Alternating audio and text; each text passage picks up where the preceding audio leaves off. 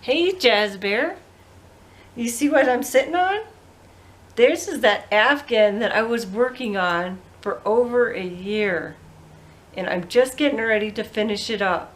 I'll show you what I'm doing. When you finish, sometimes you have these little strings that are sticking out. So that's what I'm going to do right now. I'm going to work on hiding them.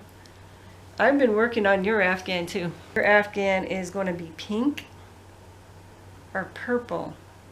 I forgot the colors. Do you remember the colors? I think it's purple. Yes. This one is a tiger striped one. You see the tiger stripes? Kind of cool. It's really thick. Super warm. It's about 10 pounds. I grab it with the hook. Whee, and I pull them under. And then I just pull them under there and hide them in here. You just hide them inside the yarn so they don't show as much. They don't have to be like perfectly hidden. It's gonna take me probably not a year to make yours because I'm really moving along on that one. So you like it? Oh, I gotta tell you a story about your mama. I had written down a story about her. When your mama was in middle school, she had a teacher named Mrs. Richardson. And Mrs. Richardson called me up one time. We had a little talk about your mama.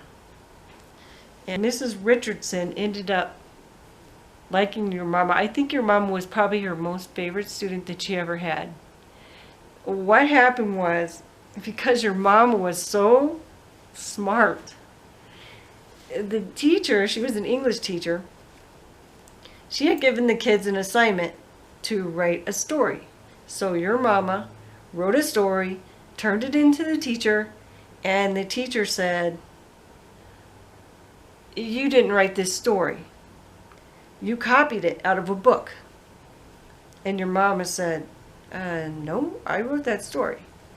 And the teacher said, "No, you did not." And so she had a little disagreement with your mama.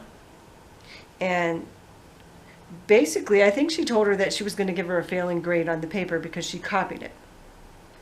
So your mama came home.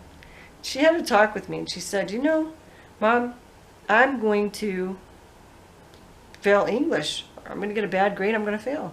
I said, "Really? Why? What's going on?"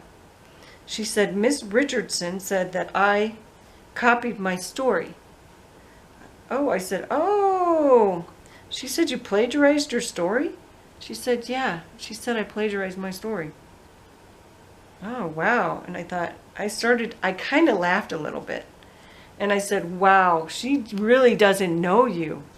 And she doesn't know what a great writer you are." And she said, "No, she doesn't."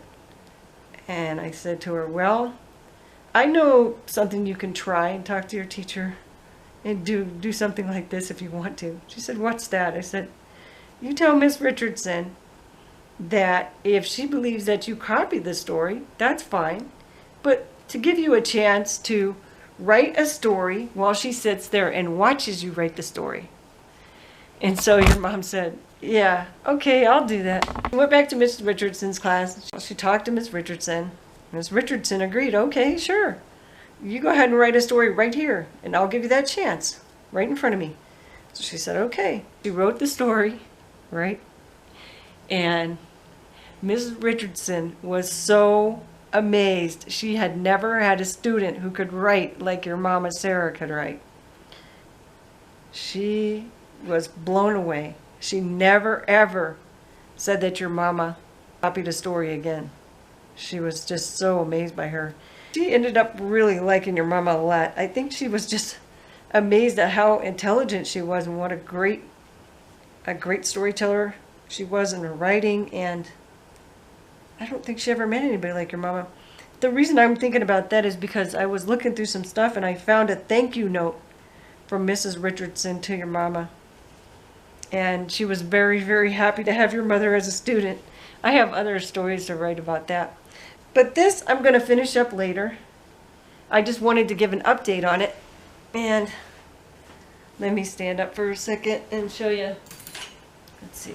Well, it's such a big one. I would say it's a king size. Yeah. A queen size or a king size bed. I think so. It's gorgeous. I had some people ask me, so how much do you sell those for? I'd like to buy one from you. And I said, no way, I don't sell them. No, I just make them for people that I love and care about. And that's who I make it for. No selling allowed. It just doesn't happen. I really don't. I suppose if I really needed the money at some point, but then if I was going to sell it, I would have to sell one. I would say for something like this, I would charge about $1,000. I mean, you think about it. Oh no, maybe more than 1,000. See, I can't put a price on it. That's the problem. I can't put a price on this because $1,000 for over a year's work. No, that's a labor of love there. You just can't put a price tag on that. A year's work, wow, for $1,000. I don't know. That just doesn't seem right. I love you, JAZBEAR. I'm going to go get out in the sun. I really need to get out in the sun today. It's beautiful. I love you, Jazz baby. And your Mama Sarah loves you too. No matter what happens in life, Mama Sarah always will love you. And I always will love you too. No matter what. No matter what. Just like God loves us. We can't see God and God loves us, right? He's invisible, but He's still there and He loves us. So no matter what happens, we'll always love you.